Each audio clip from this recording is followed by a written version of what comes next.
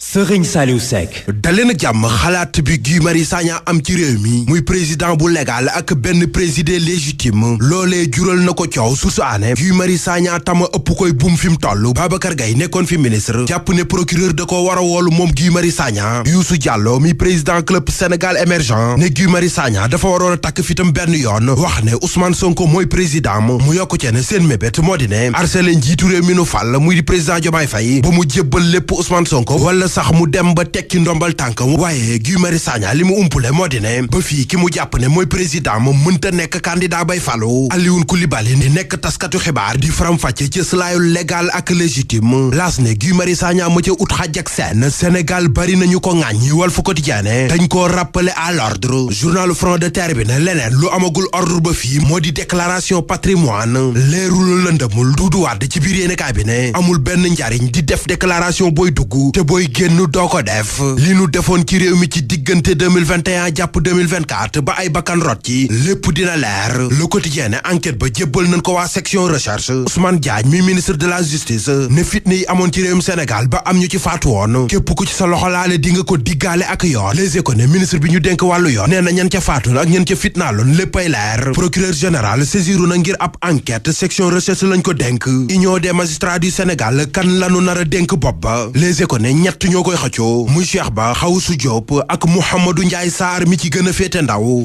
dëgg li ko war moo di jàng ak am yar Sem Gambay Cissé ci journal L'As ne éducation mooy arme bi ëpp doole ngir soppi àdduna bi soppi Sénégal ci wàllum koom mooy yitteel nguur gi fi nekk ba tax ñu teg ci table ji plan redressement économique et social Sud Quotidien faw ñu jaarale ko ci ñetti moteur Oumar Youm ci Direct News ne bu kenn yaakaar ci seen plan redressement bi ñu jibal ndax nag tàbbi na géej ba noppi Le Soleil national ne booba fekk na ilimaani jëwriñ yi di Ousmane Sonko moo nga ca Turquie di fa amal tukkim nemmeeku ci ñetteelu fanam daje na fa ak ay dirigeant banque yoo xam ne noppi nan ngir dugal seen loxo ci réewum Sénégal Assemblée nationale L'Observateur ne na session intensive bi ñuy waajal ci juróomi fan képp lay am waaye lu gàtt-gàtt dinañ ca dépenser lu ëpp téeméeri million ci xaalis CFA ca Saly la ñuy lalu ca Touba xel yi xalaat yépp fa wutali enquête yéen kaay ne màggal gi moo ko waral tax mu def gëstu bu yaatu ci diggante Serigne Touba Cheikh Ahmad Bamba Khadimu Rasul ak jihaad Direct News taxaw ci ñetti sët yi masa doon xalif ci xilaaf ak murid réew mi quotidien moom di wax ci doomi Serigne Touba yi jotu te nekk xalifa su saane màggal gi daal deer dugal nañ ci seen loxo ngir xeex bépp inondation bu fa am la am ca Sonatel bu Géejawaay doy na waar L'Observateur ne ay arnaqueur yu doon jëfandikoo seeni pis di dugg ci compte banque jàmbur yi di ca def naka su dul noonu waaye yoon teg na leen loxo Tribune yéenekaay ne caali ga ca Cees itam xale bu jigéen bu am fukki at ak juróom-ñeent moo fa rey aw faram ndax ne waa ji dafa yoroon ay vidéom yu doy waar bëggoon ko publier waaye kenn du ami ñing mi ci xët u njëkk L'Observateur ndaw si ca mbëbës la dem for ca mbalin ma butéel yu def buy mu raxas ko dugg ci marché bi di ko jaayaat ba fi mu toll yéenekaay bi nee na police jàpp na ami